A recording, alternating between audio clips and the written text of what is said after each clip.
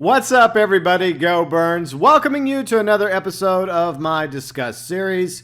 And shout out to Ryu Campbell, hope I'm pronouncing your name correctly, as well as Local Defender, both suggested this as a Discuss topic. And it's actually going to be a two-parter. So today, we're going to go over my predictions regarding E3.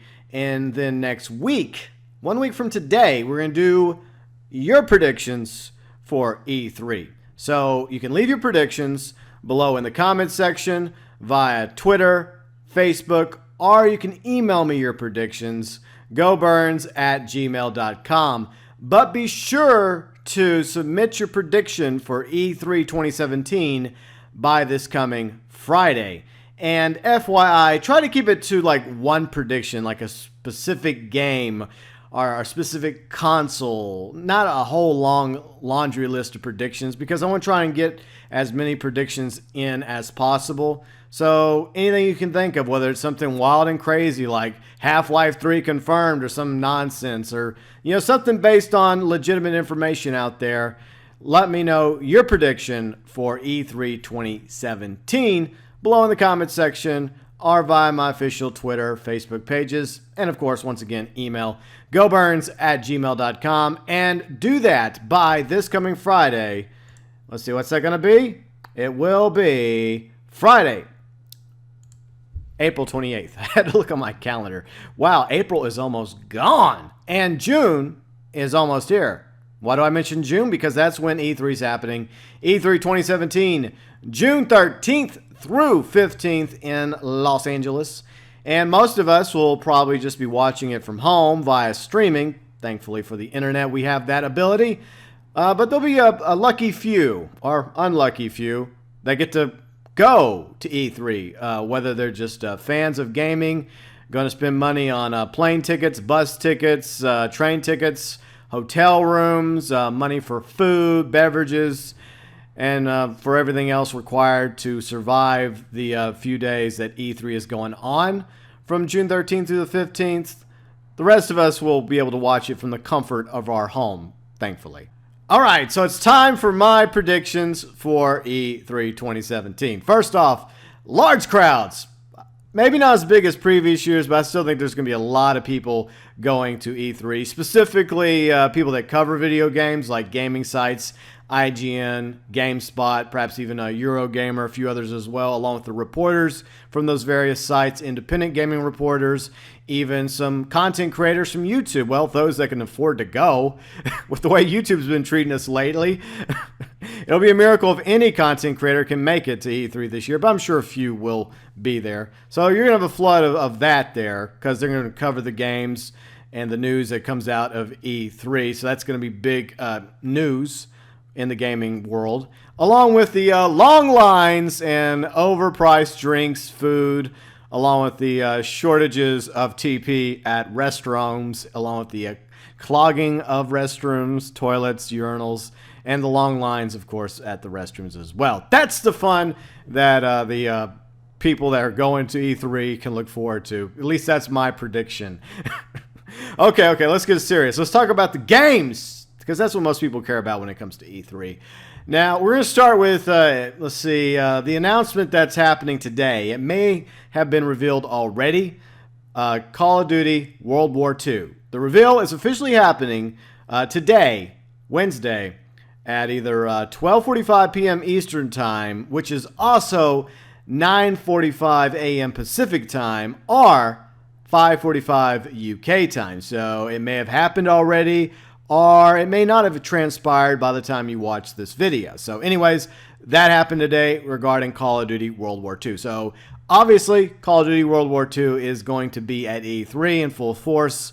And I'm sure there's going to be some gameplay. There's going to be the typical song and dance about what we can expect in Call of Duty World War II, how they're going back to their roots, unlike Advanced Warfare or Infinite Warfare with jump packs and running on walls and that sort of futuristic stuff. They're going back in time, and that's one thing I'm kind of excited about, because I loved the old World War II Call of Duty games from the 2000s. Along with the World War II Medal of Honor games. I was all about that because I'm a history buff, And I'm very interested to see what Call of Duty World War II is going to look like. Hopefully, they're going to cover some of the major battles, the major theaters and fronts, as well as ones that haven't been covered yet in previous games. So I would like to see, obviously, we're going to get probably D-Day, maybe even Pearl Harbor. I would also like, several European campaigns, perhaps even the Battle of Britain, along, a little blitz going on in the air between the Luftwaffe and the Royal Air Force. That would be awesome. I would like to see some battles taking place in North Africa against the Desert Fox Rommel. Island hopping over in the Pacific, U.S. versus Japan. And I would like to see some, Germany versus Soviet Union action, because that was a huge part of the war that's rarely covered, unfortunately. And there was some massive battles that took place in Stalingrad, all over the place. And if it wasn't for the Soviet Union, it would have been a lot more difficult for the Allies to ultimately win the war and destroy the Nazi war machine. So I do believe that despite the fact that, yes, Stalin was a dictator as well, he was brutal just like Hitler was, the Soviet people, the Russian people, did play a key role in helping defeat the Axis powers. And I also want to see some stuff take place maybe at sea, some U-boat activity, some naval warfare in the Pacific, as well as perhaps even some campaigns in Italy. So, yes, I've got big aspirations for what I would like to see in Call of Duty World War II. And hopefully we'll find out more about that today and leading into E3 coming up in June. Now, shifting gears to EA. Now, the big sell that EA is going to be doing this year, besides their annuals like Madden, FIFA, etc., I don't really care about those, to be honest. The big one is going to be Star Wars Battlefront 2. Now, they've already come out with a trailer for Battlefront 2, and to be honest, I'm very impressed because I'm a huge Star Wars fan. And the first Battlefront, I didn't even play because so much was left out of the first Battlefront game compared to the original Battlefronts, and it just left a bad taste in my mouth. And apparently, I wasn't the only one, because a lot of Star Wars fans who love the first two Battlefield games, or Battlefront games, sorry, it'll happen, Battlefield, Battlefront. It's all being done by EA DICE now, so that's beside the point. But anyways, it really does look like EA DICE listened to the Star Wars community, and they're making it right with Battlefront 2. They're adding probably more maps, adding more heroes. They're actually adding a campaign, which I'm very excited about, because for one thing, it's actually going to be Star Wars canon now, because everything that's coming out since Disney acquired Star Wars is part of the canon, which is the latest comic books, the TV series, let's see, Clone Wars, which predates Disney takeover, along with Rebels, which is entering its final season, and future TV shows as well, whether it's on Disney XD or perhaps even like a live-action TV show, and video games now. So, yes, the campaign story in Battlefront 2 is going to be canon, and I love the perspective, from the Empire's point of view, from the Battle of Endor, part of Inferno Squad, leading up to the rise of the First Order. I'm very fascinated in seeing how that story is going to play out, and I like the idea of playing Star Wars from a different point of view, because usually you're the good guy, you're the rebels, or you're the resistance, or you're fighting for the Republic in the prequel era. This time I kind of like to see, what was their reaction to the Death Star being destroyed, and how they want revenge for what happened to their Emperor. It's very similar to another one of my favorite Star Wars games from the 90s, TIE Fighter, another game that you got to play as the Empire as opposed to the Rebel Alliance. So I'm very much looking forward to more information about Battlefront 2. I think there's going to be some gameplay action for Battlefront 2 coming up at E3. Plus, there are also other Star Wars games in the works. I don't think they've come out with any official names yet, but they have promoted them. I think they promoted them a little teasers last E3. So perhaps Battlefront 2 isn't the only Star Wars game that's coming out this year. Maybe, maybe not. So maybe one or two other Star Wars games we might see at E3 along with Battlefront 2. I hope so, at least. And obviously, yes, I would be very excited for as many Star Wars games as possible. And even if it's just Battlefront 2 coming out this fall, I definitely think I'm going to most likely end up pre-ordering it, even though there's other games that I'm interested in, and perhaps even Call of Duty World War II as well. I'm not really about the fighting between those two development houses. As long as it's a good quality game, that's really what I care about when it comes to games. I'm not about Team Battlefront or Battlefield or Team Call of Duty. I just think that, the developers and the publishers need to do a good job making good content and quality and give us something worth purchasing and make everybody happy. So I'm not about playing favorites in this regard, or any capacity, whether it's video games or consoles, because I happen to have all the major consoles right now, like Xbox One, PlayStation 4, and even the Switch. Moving over to another development house, Ubisoft. Now, what am I predicting regarding Ubisoft? I think we're finally going to get a new Assassin's Creed because they took a year off. And I think we might even be getting a new Far Cry as well. Maybe not this year, but I think they're going to announce both a new Assassin's Creed as well as a Far Cry game this year at E3. Now, I think that's pretty much confirmed that there is a new Assassin's Creed coming this fall. But, Far Cry could be like spring of next year, 2018. But I think both will be announced at E3. And I think that Far Cry will probably go back to, the regular Far Cry series, not Far Cry Primal, even though that sold really well and a lot of people that actually took the time to play it thoroughly enjoyed Far Cry Primal. I think they're going to go with, Far Cry 5, I think that would be the next one in line. Correct me if I'm wrong, but I believe it would be Far Cry 5. So, yeah, I think there's going to be a Far Cry game. I think there's going to be an Assassin's Creed game. And hopefully, just hopefully, we're going to finally get an official release date for South Park, Fractured But Whole, because I'm also a huge South Park fan. I love Stick of Truth. I'm very much looking forward to the new game, Fractured But Whole. And it's been delayed, but hopefully we'll get an official release date by E3 and maybe even some gameplay to show us what we can expect in the new South Park game. Okay, so what else I'm predicting from Ubisoft is most likely also another Tom Clancy game, because they like to stamp Tom Clancy on a lot of their games now, like Division, Wildlands. I think it's already been kind of safely predicted or confirmed. Some information came out a few weeks ago about another Tom Clancy game. So whatever that name is for that game, I get the feeling that that's going to be the one that they're going to promote at E3. Tom Clancy something something. They just go overboard with the Tom Clancy games. But there's a huge Tom Clancy fan base out there, so why not? As long as, once again, it's a good quality game. That's all I really care about. So moving over to, let's see, the consoles. First off, we will start with Sony's presentation. They're going to do the same thing they probably did last year, big, over the top. They always spare no expense when it comes to Sony, Microsoft, and Nintendo. Got to make a big deal about it, bring their suits on stage, and bring people on stage that are developing various games that may or may not be exclusive to the consoles. But I think the big thing that Sony's going to be promoting is obviously exclusive titles. That's where they're trying to win the fight in the console war right now, is exclusive titles. And I think the big one they're going to be promoting is the new Spider-Man game, which I think they teased a little last year. So hopefully we'll see more Spider-Man this time. A full trailer, maybe even some gameplay action of the new Spider-Man, along with perhaps even a release date. So I think that's what we can expect from Sony, since they already rolled out the PlayStation 4 Pro. There's rumors that there may be another PlayStation 4 Slim that they may be in the works on as well, but I don't know. I think they're going to focus on titles, not necessarily consoles, and maybe even some software updates or improvements, whatnot. But Microsoft, I think Microsoft is going to have the big show of all the consoles, because for one thing, the headline for Microsoft is going to be the Xbox Scorpio, or whatever the official name for the Scorpio is going to be. And if I was to predict the name, I would probably say the Xbox One X.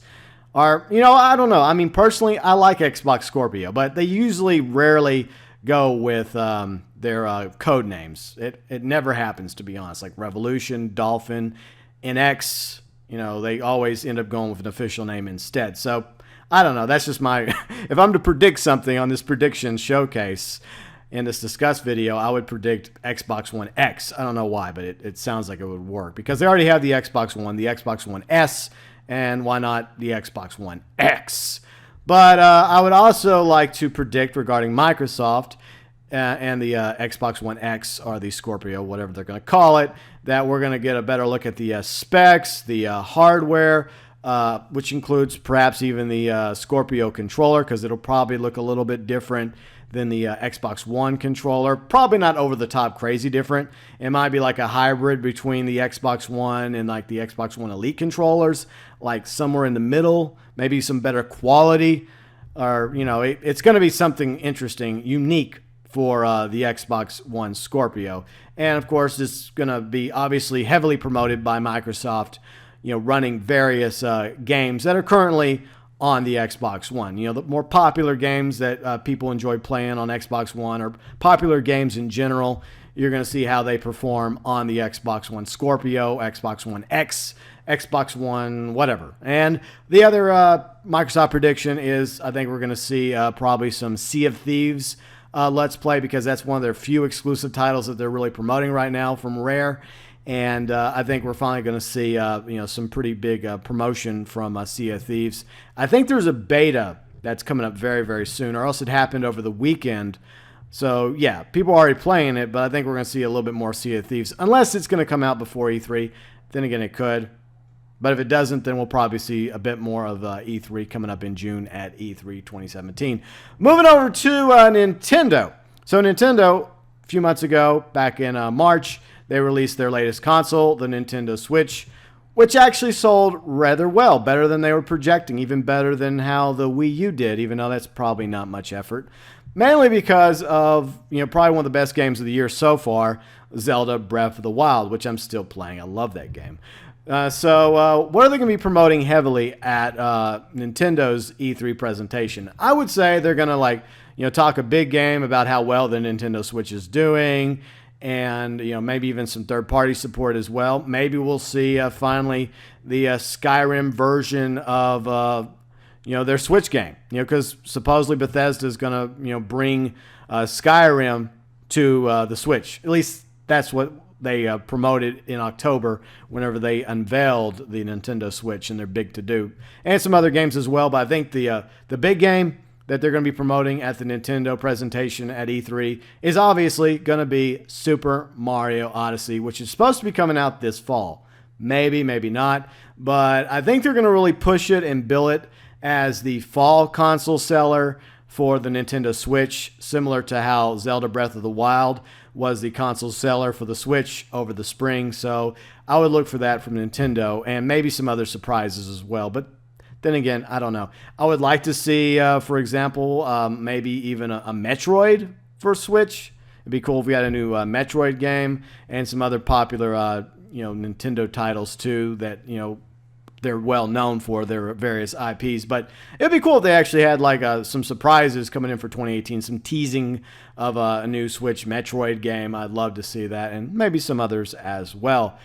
My next E3 prediction revolves around Destiny 2. I think that we're finally going to see a gameplay trailer for Destiny 2 at E3, because we saw the cinematic trailer a few weeks ago, and some people were impressed. Some people were like, oh great, another cinematic trailer. Whoop-de-freaking-do. So I think we're going to get more of an idea of what Destiny 2 is going to be about from Bungie, and hopefully they'll come out and they'll say, look, we listened to the fans regarding the complaints for the first Destiny game.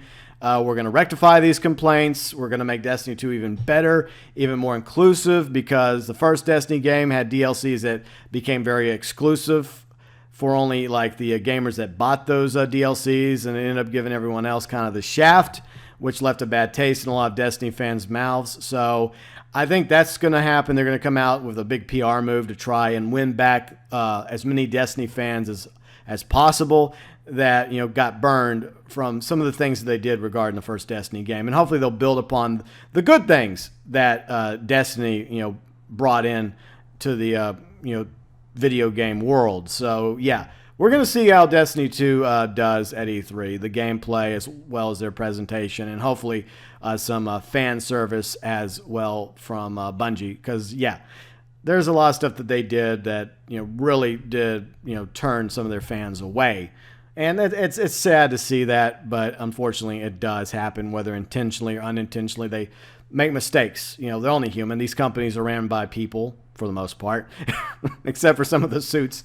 So hopefully with Destiny 2, they'll be able to right the wrongs of Destiny 1 and build on the good things that they ushered in with that game.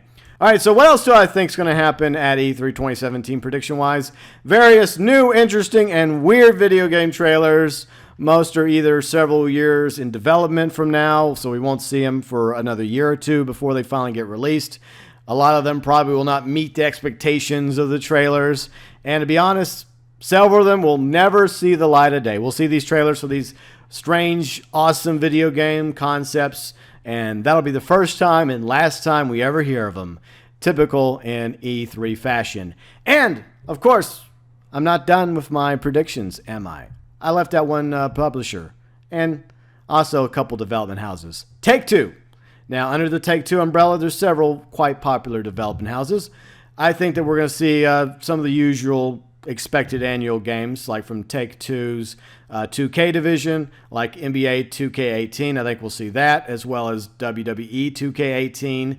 So that's probably going to be promoted as well at E3. And from a little development house called Rockstar Games. You may have heard of them. Yeah, I think we're going to see something from them too. Even though Rockstar traditionally doesn't like going to E3, I do believe Take-Two, their parent company, the publisher, will be there. And at the very least, you're going to see Take-Two promoting the new Red Dead. Red Dead Redemption 2 trailer. I think we're going to see that at E3, if not sooner, because Rockstar, like I mentioned, is not exactly a fan of E3, and they may just roll out a trailer this week or next week or a week before E3 and say, hey, here's our Red Dead Redemption 2 trailer, just to upstage E3 for shits and giggles. They love doing that sort of thing. But then again, you never know. If Take-Two is there and they really want to promote the games that they have coming out this year, obviously the big one under the Take-Two umbrella is going to be Red Dead Redemption 2, hopefully coming this fall. So I think there's going to be another trailer for Red Dead Redemption 2. Hopefully some gameplay action as well. And we're going to get a better idea of the setting of Red Dead Redemption 2. A lot of us have predicted that it's actually a prequel to Red Dead Redemption, set somewhere in like the 1880s or 1890s, following a younger John Marston along with his gang ran by Dutch and Bill Williamson and a few others as well that were introduced in Red Dead Redemption. So a lot of us see that that's possibly the direction they're going to be going with Red Dead Redemption 2, back to the 1800s, because Red Dead Redemption was set at the very end of the American Old West at the eve of World War I. So the only direction they really could go with Red Dead is, it looks to be backwards. But then again, we could always be wrong about that. But from the October trailer, it very much looks like we're going back into the 1800s with Red Dead Redemption 2. So hopefully we'll see a really cool trailer with, introducing some of the main characters, maybe even the plot of Red Dead Redemption 2 story, as well as hopefully, just hopefully, a bit of information regarding the online aspect of Red Dead Redemption 2, because there's going to be one, and I think they've already trademarked Red Dead Online. So similar to Grand Theft Auto Online to Grand Theft Auto 5, it's going to be like Red Dead Online to Red Dead Redemption 2. So I think we might see both of those games, because technically it's two games. I consider it two games. Red Dead Redemption 2 and Red Dead Online, both going to be promoted by Take-Two at E3 2017. And there are my predictions for E3 2017. Some may come true, while some might not.